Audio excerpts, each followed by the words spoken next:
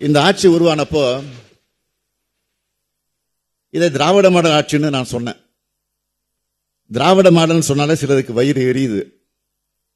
அரண்டவன் கண்ணுக்கு இரண்டதெல்லாம் பேய்னு சொல்ற மாதிரி திராவிடம் என்ற சொல்லை பார்த்து சிலர் பயப்படுறாங்க. திராவிட மாடல் என்றால் சுயமரியாதை, சமநீதி, சமத்துவம், சகோதரத்துவம், ரத்த பேதம் இல்ல, பால் பேதம் இல்ல, விளிம்பு நிலை மக்கள் நலன், தாழ்த்தப்பட்டோருக்கு அதிகாரத்தில் பங்கு, மதச்சார்பின்மை, தொழில் வளர்ச்சி, தொழில் முன்னேற்றம், கூட்டாட்சி கருத்தியல், அதிக அதிகாரம் கொண்ட மாநிலங்கள், தமிழுக்கு உரிய இடம், அனைத்து தேசிய இனங்களுக்கும் சம உரிமை, சமூக குறியீடுகளும் அனைத்திலும் முதன்மை. இவைதான் திராவிட மாடல் அரசுடைய உள்ளடக்கம்.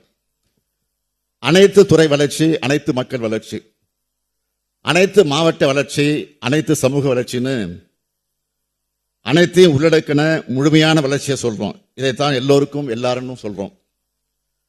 திராவிட கருத்தியல் கொள்கையால தான் தமிழ்நாடு இன்று வளர்ந்த மாநிலமாக இருக்கு.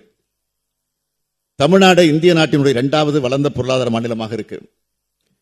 தேசிய மொத்த உள்நாட்டு உற்பத்தியில 5.4 விழுக்காடாக இருந்த தமிழ்நாட்டின் பங்கு கடந்த 4 ஆண்டுகளில் 9.21 விழுக்காடா உயர்ந்திருக்கு. பொருளாதார குறியீடுகள் அனைத்திலும் தமிழ்நாடு வளர்ச்சியை எட்டியிருக்கு. வறுமை குறியீடுகளில் இந்தியாவின் சராசரி விழுக்காடு என்பது 14.96 இருக்கும்போது தமிழ்நாட்டின் சராசரி 2.2 விழுக்காடாக இருக்கு. பட்டினிச்சாவு இல்லாத மாநிலங்கள் பட்டியலில் தமிழ்நாடு இடம்பெற்றிருக்கு.